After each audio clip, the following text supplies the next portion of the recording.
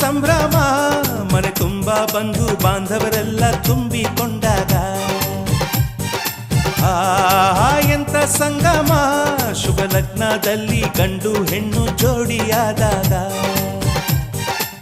ಶಾಸ್ತ್ರೋಕ್ತ ಕಲ್ಯಾಣ ಏನ್ ಚಂದ ಕೇಳಣ್ಣ ಭೂಮಿಗೆ ಸ್ವರ್ಗಾನ ತಂದಂತೆ ನೋಡಣ್ಣ ಮನ ಬಂದ ಹಾಗೆ ಮಾಡಲು ಮದುವೆ ವ್ಯಾಪಾರ ಅಲ್ಲಣ್ಣ ಎಂತ ಸಂಭ್ರಮ